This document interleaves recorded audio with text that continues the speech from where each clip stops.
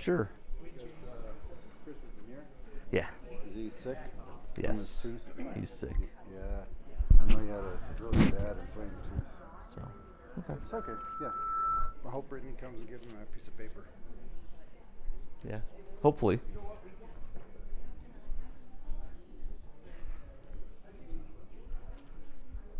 Okay, my mic's on, so I guess it's time to get started this morning.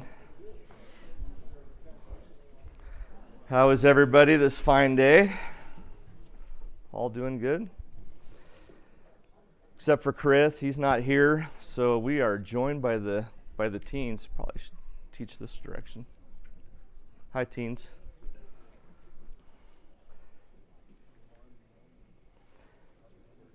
As we get started this morning, go ahead and we'll be in Genesis chapter 35.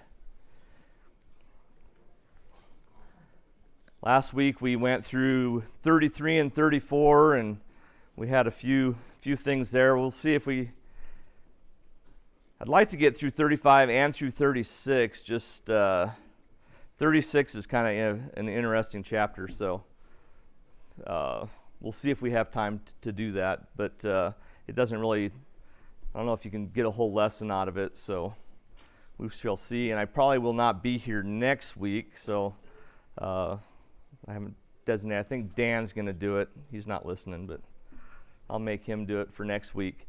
So I'm hopefully we'll be holding a grandbaby next week, so we'll see. So need prayers for that. It could be today. I have my phone, so we'll see. But let's go ahead and start with chapter 35. If you remember last time, Jacob and Esau, they meet, and then it's actually a good reunion.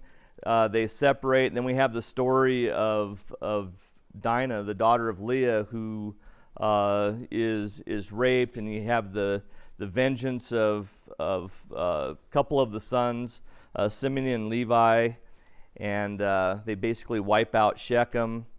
So we went through all that, and it's just kind of left there at the end of 34, and we really don't hear much more about Dinah or this event as we move forward. So it's kind of a standalone, and that's true of a couple things. And as we go through chapter 35, you'll see it kind of picks up on a few things from the past and just the recent past, and then there's a couple other standalone items, and it's kind of an interesting chapter. There's a whole lot in it as far as different events and things, and how they tie together. I don't know. That's an interesting thought. They don't really flow like you would as you're looking at it. But we'll go ahead and go through the items in Genesis chapter 35, and we'll deal with each topic as it goes. The first part is 1 through 4 of 35, and it says, "Then God said to Jacob, 'Arise, go up to Bethel and live there, and make an altar there to God, who appeared to you when you fled from your brother Esau.' So Jacob said to his household, to all who were with him, 'Put away the foreign gods which are among you, and purify yourselves, and change your garments, and let us arise and go up to Bethel, and I will make an altar there to God, who answered me in the day of my distress, and has been with me wherever I have gone.' So they gave to Jacob all the foreign gods which they had, and the rings which were in their ears, and Jacob hid them under the oak which was near Shechem." So they're going to Bethel, which is the house of God, is what Bethel translates as.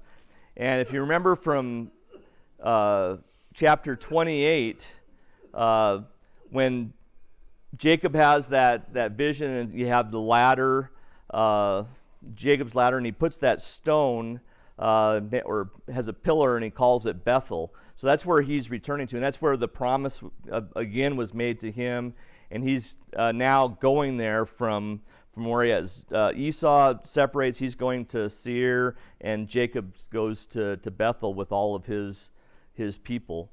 And one thing you can see here is Jacob obviously we've seen this throughout, that his faith is maturing, his trust in God and his following God and not questioning has just built up over time. So now he's going there, but before he goes there, interesting thing is he says, take all of these foreign gods and purify yourselves and change your garments.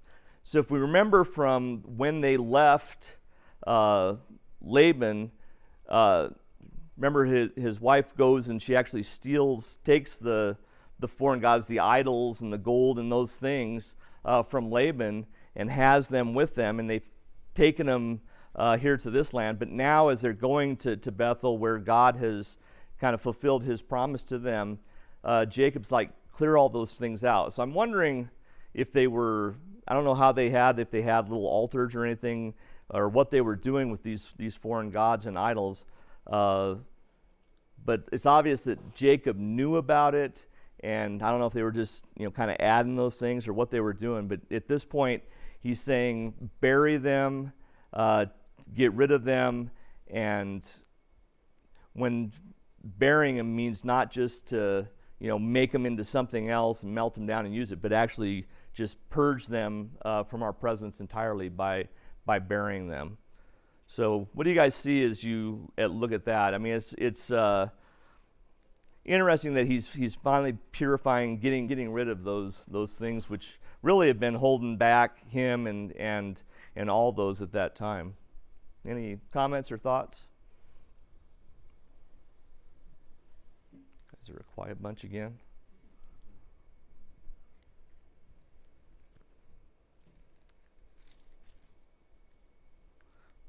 Go ahead. Maybe for kind of put it in our perspective, we don't bury our gods once and then they're buried forever, or our idols. I think we probably this is our life as well, where we might melt down some stuff, but then a couple years later they're all back. And I think I can this is a tangible idol, and it's like how these come back, but in our own lives things come back like that all the time as well. And we weekly, daily, yearly, you gotta discard with the stuff that has come up this time, just like them. So I can kind of relate. I think that's what's interesting about it is, it's those same struggles, and it's been throughout time. Man struggles with basically holding on to those things that we shouldn't, whether they be idols or other things that keep us separated from God. And here, he had allowed it up to this point, even though he's trying to fulfill God's promises and everything else. It's kind of like as we become Christians, we put on Christ, but we still try to hold on to things of the world. And in this case, his wives had brought those. Why did they bring those when they were leaving? Because of God's blessings that he had placed on Jacob while they were there with Laban, and they're leaving with a bunch of stuff. Why did they take those and bring those with them? It just kind of makes you wonder why they even would do that. But then you look at our own lives. Why do we do the exact same things? Why do we hold on to things after we put on Christ, which that life is so much better, the promises are so much better, and yet the world still has that pull. So kind of a good example, bury them, get rid of them, do whatever you can to just discard those and fully embrace what God has for you. And here there again, the promise is fulfilled and or is being fulfilled, and it's the same promise that was given, how many times? Given to Abraham multiple times, to Isaac, and then even to Jacob multiple times, where now they're finally going here to Bethel. Let's go ahead and continue, because there are other people occupying this area. But 5 through 8, as they journeyed, there was a great terror upon the cities which were around them, and they did not pursue the sons of Jacob.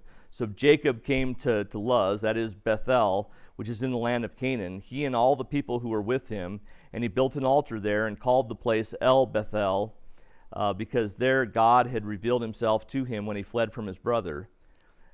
And then verse 8, now Deborah, Rebekah's nurse, died, and she was buried below Bethel under the oak. It was named Elon Baketh. Okay, so as they're now traveling, they're going to Bethel. There's a terror, and it's kind of translated terror of God, or kind of a fear of God. So as they're traveling there, and there's all the other people in the other cities, God has his protection on him, and the other people from there, they're not coming. They're afraid of Jacob and his people as they come in here. So again, God's protection on them, and that. As you look at that, just think of, when, even when Moses, they came across, and then, go look and spy on the land. You remember, they're like, oh my, they're huge, they're giants, and they were afraid, except for, of course, 2 that said, yeah, we can take it. But again, when God has promised you something, and God is taking care of you, why should you fear? Because God can take care of whatever circumstance there is. So not to be afraid here. They had no reason to be afraid of the cities, because those people were actually afraid of them, because God caused this terror, this fear upon them. And Jacob, again, he builds an altar, and they're now going to be in this place. And then in verse 8, Deborah, Rebekah's nurse, died, and she was buried below Bethel under the oak, and it was named Elon Bakath, which is oak of weeping. So not really sure how that ties in, or just kind of a little aside there as far as this Deborah. And I was looking, I really can't find anything as far as who this Deborah is, why she's there, why it's mentioned that she's buried there. So does anybody have any insight into that? I couldn't find anything on it. It's just kind of a interesting little tidbit, just kind of thrown in there. And by the way, this nurse of Jacob's mother dies and is buried here. So nobody has anything else either? I don't either. So okay, we'll keep going then. Next part, the next section. So now we have they are there in Bethel. They've built an altar there. They are worshiping God. They're gathered together as a people here at where they've been promised to be. Now in 9 through 15, we kind of go back and again reconfirm the promise that was made before. And I don't know if this is because at the time they didn't really write chronologically. So Genesis, there are some points where it kind of repeats and goes through, and I'm not sure if that's what this is, or just kind of reinstating or showing this portion again. But we'll go ahead and read 9 through 15. Then God appeared to Jacob again when he came from Padan Aram, and he blessed him. And God said to him, "Your name is Jacob. You shall no longer be called Jacob, but Israel shall be your name." Thus he called him Israel. God also said to him, "I am God Almighty. Be fruitful and multiply. A nation and a company of nations shall come from you. Kings shall come forth from you. And the land which I gave to Abraham and Isaac, I will give it to you. And I will give the land to your descendants after you." Then God went up from him in the place where he had spoken with him. And Jacob set up a pillar in the place where he had spoken with him, a pillar of stone. He poured out a libation on it, and he also poured oil on it. So Jacob named the place where God had spoken with him Bethel. So again, it's kind of repeating what we had just seen, but the promise again is laid out that had been given to Abraham, been given to Isaac, been given to Jacob throughout this. He's going to be called Israel, the face of God, and that was first mentioned back in chapter 32, if you remember, after he wrestled with the angel. Then we see that again where he tells him he's going to be called Israel. And so, this is kind of just repeating that same thing, kind of confirming his place or who he is, and showing, that this place is where he is, going to be. This is the land that's been promised to him, and he's now going to get this. And also that he's going to be fruitful, multiply, and it even talks about kings coming from him, so in his descendants. Anybody have any thoughts on that at this point? Again, repeating that promise. At what point you wonder, it's been repeated so many times that there should never be a doubt. But again, Eric kind of mentioned it as far as where we're at today. Think about the promises that we have from God also. Do you ever doubt those promises, or do you ever question those promises that we have? And should we question those promises ever? Do we realize what God's done for us each and every day? Right. We shouldn't question, but yes, I do every day, all the time. I never learn. So yes, I do. You're not alone in that. I think it's a struggle all of us have, isn't it? That realizing how awesome the promise of God is and what that means to us. And you go along with your normal life, you have the struggles and the trials and stuff, and you kind of can lose sight of what's important, lose sight of what God has truly done for us and what his promise is and where we can get that strength. But in those moments, you go to your knees, God is there. He's there to hear us. He's here to work through those problems, even when we have those doubts and kind of go off on our own trying to fix things ourselves. He's there always to come back and take care of us, and again fulfill his promise. His promise is true, and his fulfillment of those is true, and we see that because again it took him how many times to this promise has been outlined to, again, Abraham, Isaac, to Jacob.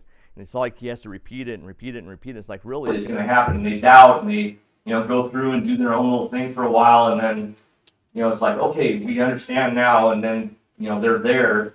So here, with Jacob, he's come to Bethel. They're there together, and he's, I think, finally starting to realize it. Always put aside the false gods, put aside those other things, and just follow him. And he's building this altar, and he's worshiping God here and showing it. So at this moment, okay, the promise is real. He's believing in it, and he's doing that. But again, trials come, those doubts arise, but God is always there with, fulfilling those things, even when we don't see it or when we don't realize that He is there. Even when we turn away for a bit, when we come back, He's always there. So, and I think that's the big thing as we go through and look at the events and we see how things unfold. This is a great example to us of the promises that God, when He makes those, how He fulfills them. It may not be in the time that we're in the manner that we think it should be, but in every case, the promise is fulfilled. He always did it. Yeah, Mom. That's what I was just thinking, is I can relate to that, the frustration of waiting for something that I think should happen sooner than it does, and to just be patient and trust that He's got it, and I don't need to be in charge of that. So. Go ahead, John. I think it's a pretty good illustration of how well God understands His creations, because throughout everything that we have here now, in Proverbs, trust in the Lord, lean not on your own understanding. In Deuteronomy, it talks about the secrets of God are His, and the things that are revealed to us are ours. And my ways are not your ways. All of those things where God plainly tells us, I know what I'm doing, trust me. But then here He keeps repeatedly saying, hey, gave this land to your father and his father, and I'm going to give it to you, I'm going to give it to your descendants. And He said the same thing over and over and over. He understands that we're going to struggle with this, and he knows us that well. That it's not just a, hey, I got this, you're fine, and then drops it. He continually reinforces that.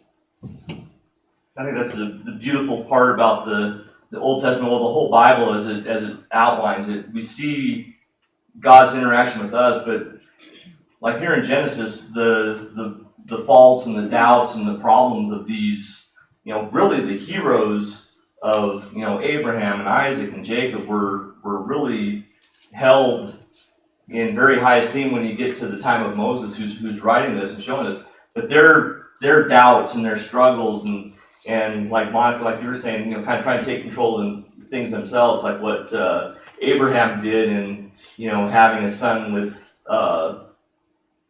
his maid rather than, waiting for Sarah to get pregnant. Kind of, okay, God, you said I was going to have many nations. Well, we'll take care of it for you rather than waiting for God's time.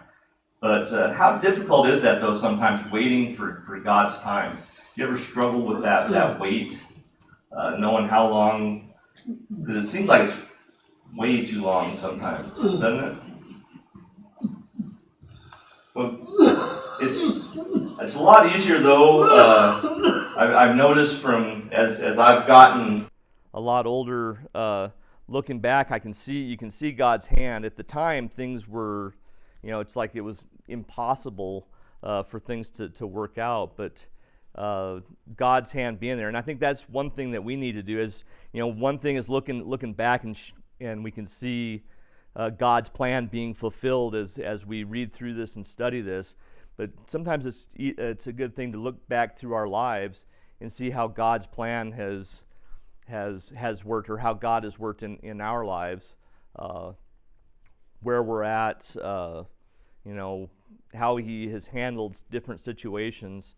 And as long as we can, strive to align with Him, be amazed at how many times He's there, not in our time, but in His own time.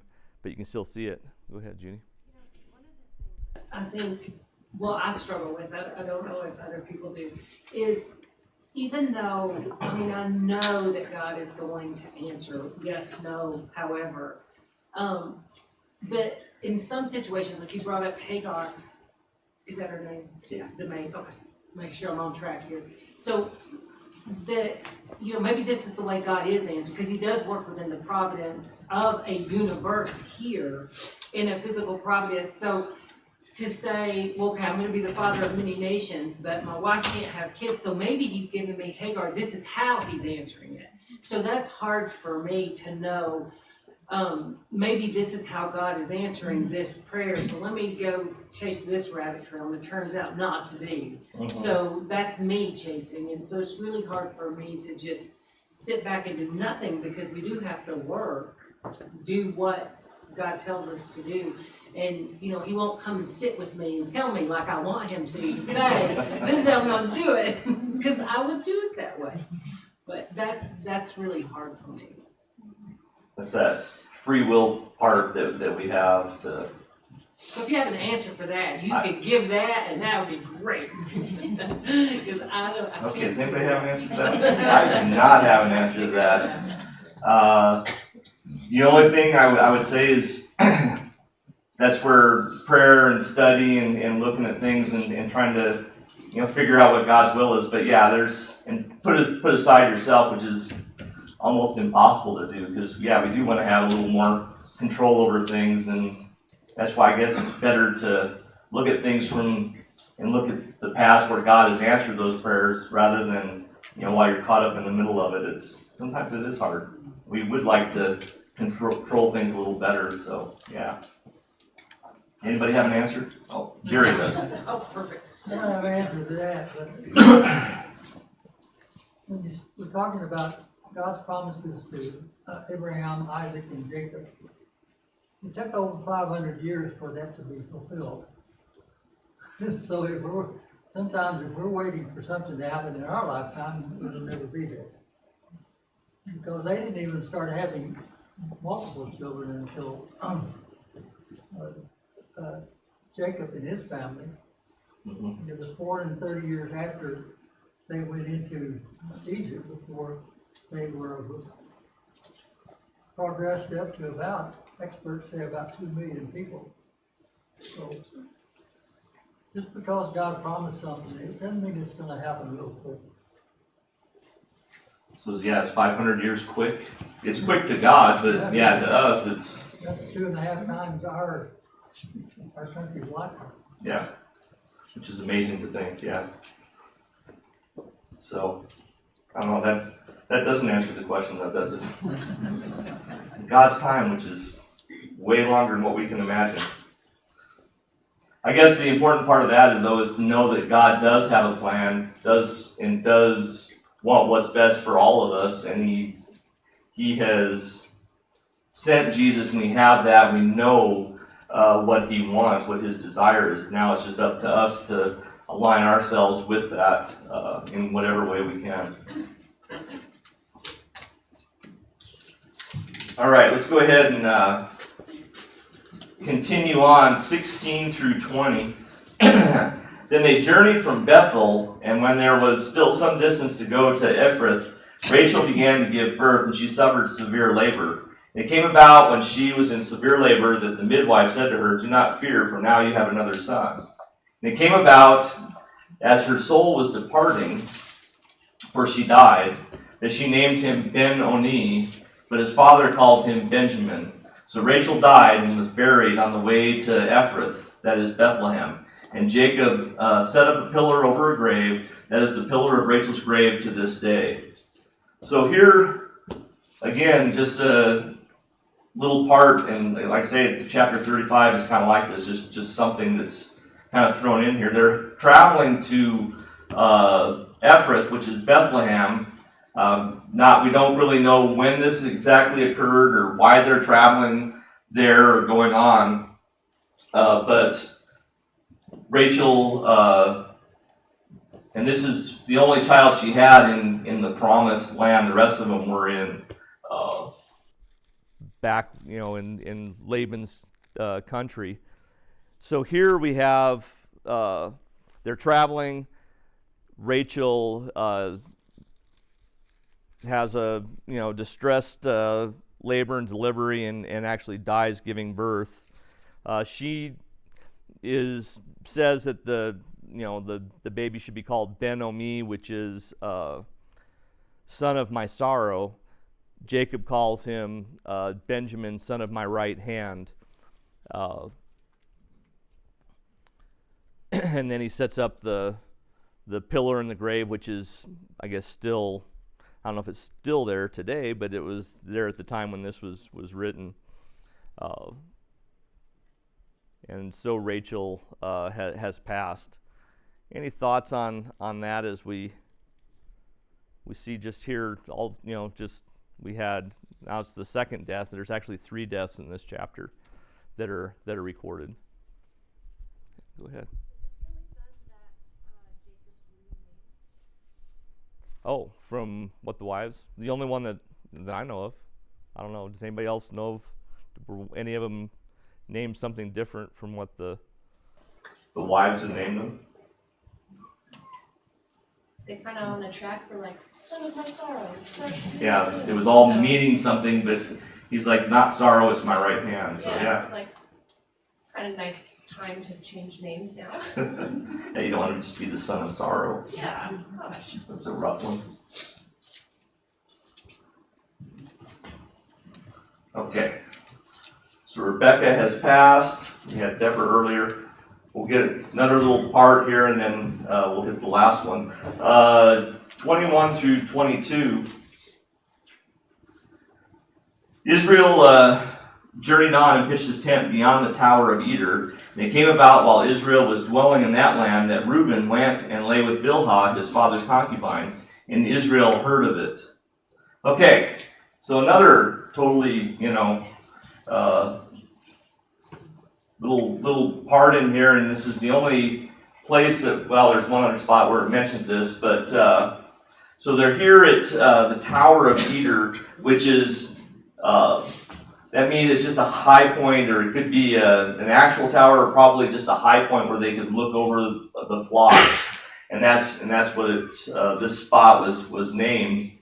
But we have, this is where they're at, and then Reuben lays with his father's concubine Bilhah. Again, the only place that this is mentioned, why this happened, what was going on here, don't know. And the result of this, you don't see anything. There's no here. Nothing's mentioned. No, as far as what is going on, what is this crazy event until chapter 49, when the blessings are given out. Then we see what this act that Reuben does, what it costs him. Because if you remember, Reuben is Jacob's firstborn son. He's the oldest, the firstborn. With that, he should get the inheritance then, right? He's the firstborn. But that blessing is taken from him. And if you read in chapter 49, and we'll get to that way later, but in that, as he's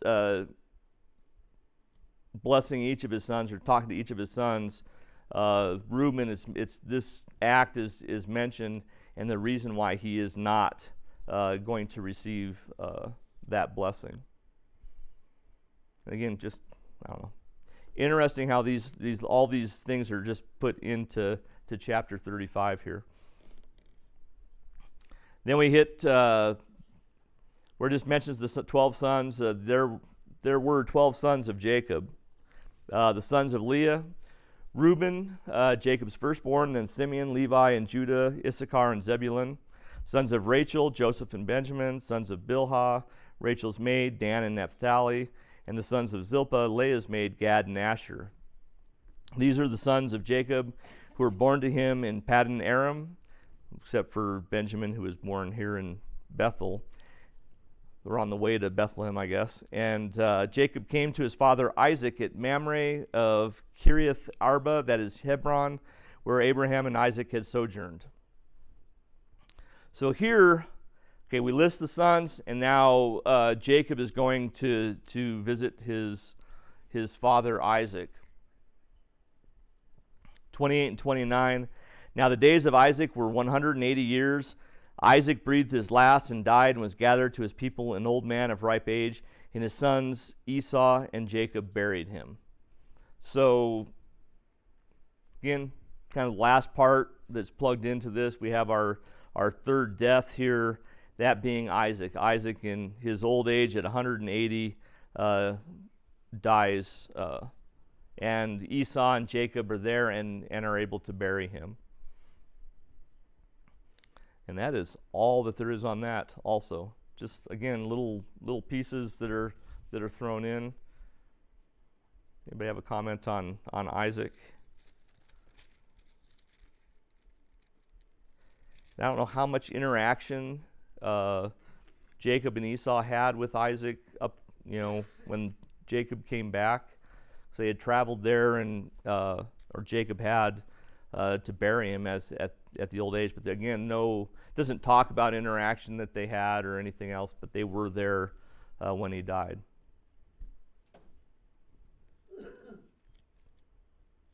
Any other comments? Chapter 35. Okay. Chapter 36 comes in, and again, so we have kind of the story of where Jacob is, and as he comes back, and that. Then we hit chapter 36, which deals with Esau. That is Edom in chapter 1, or verse 1. And it talks about his records. First thing it mentions is his wives, and Esau took his wives from the daughters of Canaan, Adah, the daughter of Elon the Hittite, and Oholibamah, the daughter of Anah, and the granddaughter of Zibeon the Hivite. And then he also took Basemeth, Ishmael's daughter, the sister of Nebaioth, and okay, we'll go stop there. So he has these three wives.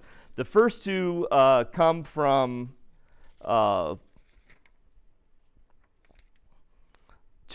first two wives are Canaanite women. If you remember back to what did Isaac say not to do when he was talking first to Jacob? What was one thing that he told him not to have? Don't take a daughter from the land of the Canaanites. Exactly.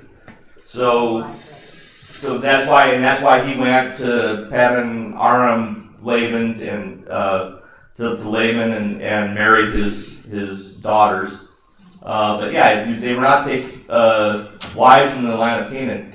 Esau, being Esau, does exactly that. He takes two wives from the Canaanites, and then one from one of Ishmael's daughters, who was still in the area. So we see Esau kind of, again, doing what he wants to do rather than listening and abiding with what God wants, which is why, kind of Jacob is who he is. Go ahead. Well, it seems that Esau was deliberate about it too, because back previously it mentioned that he had married a Canaanite woman, and he saw how much it distressed his parents, and so he did it again. He married another one. So he was pretty pointed about this. I'm doing this because I know it upsets you. Yeah, it's almost like he's trying to be that rebel or go against the will of his father.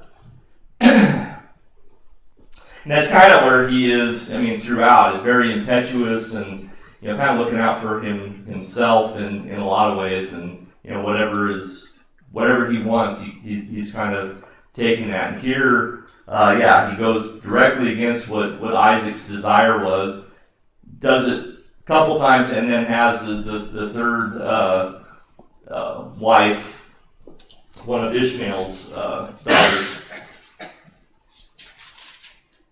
So what's the result of this? And you go through, and the rest of this chapter talks about all the generations.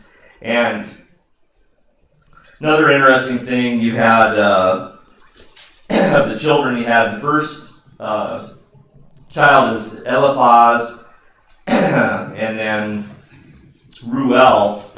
Those two names actually have that L in them, which means God. The first one is my God is pure gold, and then Ruel means friend of God. But then after that, the names are not associated with God. They're completely different. In fact, Korah means ice or hail or frost is what the name means. So again, not associated with God. So it is almost like he's defying God, or again, doing what he wants. But he's blessed in those things. It's one of those things where even though he's against God, he's very wealthy. He has wives. He has a lot of children. He has a tremendous amount of livestock. And it even says here that in verse 7 that he goes to another land away from his brother because the land where they sojourned could not sustain them because of their livestock. They had so much. Their property had become too great for them to live together, so they separate, and he goes then to Seir, which is Edom. Then it goes through the generations, and I'll let you read those on your own. The rest of chapter 36, the sons and the grandsons, grandchildren, the chiefs and the kings, which are listed in Genesis 36. There's a lot of names, and they don't just flow off the tongue. I guess Uz does, but that's the only one I can think of. But it's kind of a difficult read. But as you look at that, you see this great nation that's put forth there, and they are part, I guess, of that area, that country, and completely at odds. So then they have kings. They have, in verse 31, said, as it lists the kings, said, now these are the kings who reigned in the land of Edom before any king reigned over the sons of Israel. And the promise for Israel was way later. Jerry mentioned that it takes 500 years. Well, if you remember, they go to Egypt, and then they're slaves, and it's 400 years before Moses brings them out, and they still don't have kings at that point. But Edom at this point has continued to be and prosper in this land where they are at. And they have their chiefs, they have their kings, they have their powerful nation, and then as Israel's coming out of Egypt, big event occurs as in Numbers chapter 20. Let's go ahead and read that. Did you think that, okay, so Esau and Jacob, they kind of reconciled. They do go their separate ways. They're both very, very rich, very wealthy. They have, a lot of livestock, and they're kind of separate lands at this point. But when Israel was in need, as they came out of Egypt, in chapter 20 of Numbers, starting in verse 14, from Kadesh, Moses then sent messengers to the king of Edom. Thus your brother Israel has said, you know all the hardship that has befallen us, that our fathers went down to Egypt, and we stayed in Egypt a long time, and the Egyptians treated us and our fathers badly. But when we cried out to the Lord, he heard our voice and sent an angel and brought us out from Egypt. Now behold, we are at Kadesh, a town on the edge of your territory. Please let us pass through your land. We shall not pass through a field or through vineyard. We shall not even drink water from a well. We shall go along the king's highway, not turning to the right or left, till we pass through your territory. Edom, however, said to him, you shall not pass through us, lest I come out with the sword against you. And again the sons of Israel said to him, we shall go up by the highway, and if I and my livestock do drink any of your water, I will pay its price. Let me only pass through on my feet, nothing else. But he said, you shall not pass through. And Edom came out against him with a heavy force and with a strong hand. Thus Edom refused to allow Israel to pass through his territory. So Israel turned away from him. So Edom, again, has become this mighty nation. We see that with the generations that are listed. Israel trying to go through there. They just want to pass through, not going to take over that part or anything. They just, again, want free passage, and Edom denies it. And hundreds of years later then, from that, because then there's conflict between Israel and Edom. But you finally see God's judgment on Edom, and that's in the Minor Prophets. Obadiah speaks specifically of Edom. And God's judgment comes on Edom. So if you go to Obadiah and read that, it's just the one chapter, 21 verses. The beginning of it, the vision of Obadiah. Thus says the Lord God concerning Edom. We heard a report from the Lord, and an envoy has been sent among the nations, saying, arise, let us go against her for battle. Behold, I will make you small among the nations. You are greatly despised.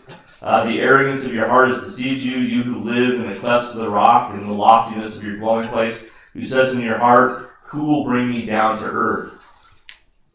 Though you build high like the eagle, though you set your nest among the stars, from there I will bring you down, declares the Lord. So as Obadiah declares the judgment on Edom, Edom is destroyed and completely wiped out. In fact,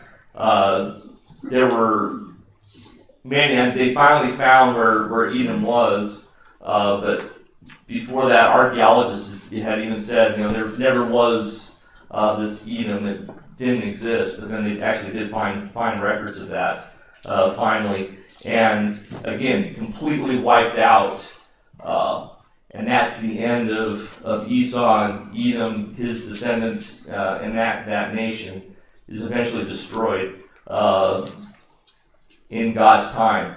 So, we're talking about, how long does it take? It's, hundreds of years, it's 1,000 years before Edom's destroyed.